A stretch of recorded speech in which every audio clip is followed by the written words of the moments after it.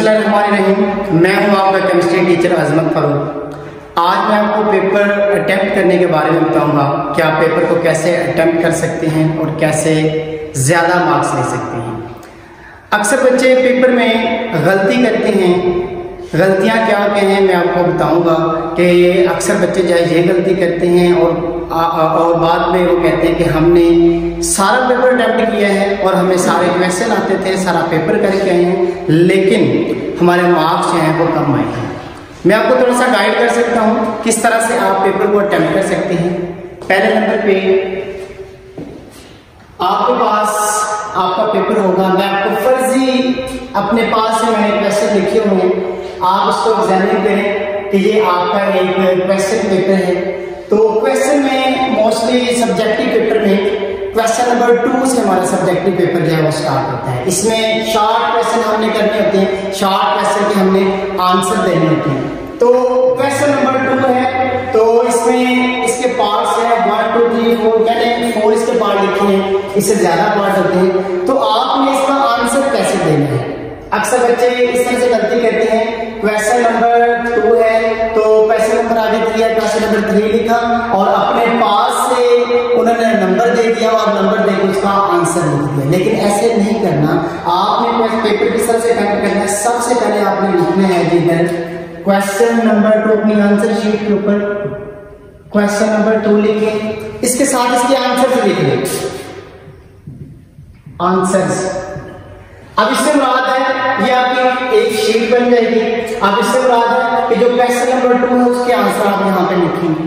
अब ये जरूरी नहीं होता कि जो पहला क्वेश्चन है आप वही अटेम्प्ट करें। जो क्वेश्चन आपको अच्छा आता है, जो जिसके ऊपर आपको अबूर है कि ये मैं क्वेश्चन कर सकता हूँ, मेरे कोई भी मार्क्स हैं वो नहीं कटेंगे, तो सबसे पहले आपने वही क्वेश्चन अटेम्प्ट करना है, चाहे उसका कोई भी नंबर हो, चाहे वो एंड वाला ही पार्ट क्यों ना हो। फॉर एग्जाम्पल ये क्वेश्चन नंबर 2 है, 4 क्वेश्चन मैंने आपके सामने लिखे हुए हैं। अब इनमें मुझे एक क्वेश्चन आता है कि क्वेश्चन नंबर 2, क्वेश्चन नंबर 2 है डिफाइंड स्टीशियोमेट्री। तो अब मैं अपनी मर्जी से यहाँ से इसको नंबर 1 नहीं करूंगा, मैं इसको यहाँ पे 2 ही लिखूंगा।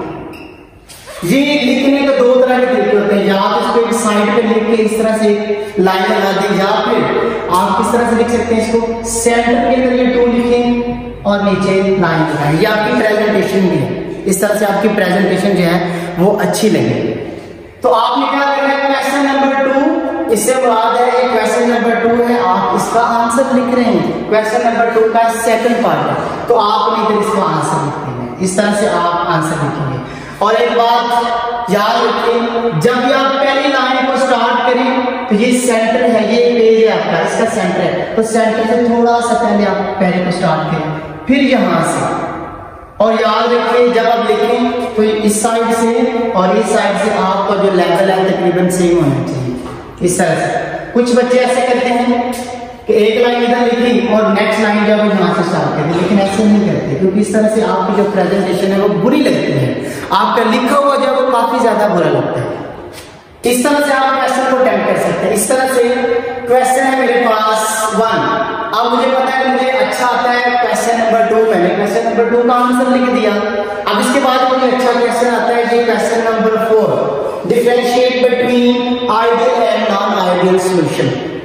तो मैं इधर नंबर, इसका नंबर कौन सा 4, अब मैं अपनी मर्जी से इसको नंबर 1 और जो मैंने इसका आंसर लिख रहा है इसका नंबर 2 नहीं कर सकता, ठीक है। तो मैंने यही इसका नंबर दिया, इस तरह से मैं नंबर दूंगा इसका क्वेश्चन नंबर 4।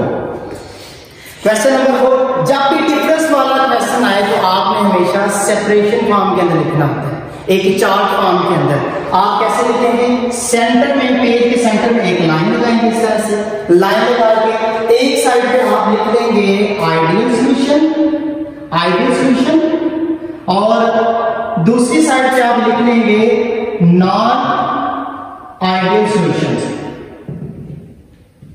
इस तरह से आप लिखेंगे और नीचे आप इनका आंसर लिखेंगे। इस तरह से पॉइंट लगाएंगे, पहला पॉइंट आप लिख रहे हैं, इस तरह से आपने पहला पॉइंट लिख दिया, इधर नॉन आइडियल का आपने पहला पॉइंट लिख दिया।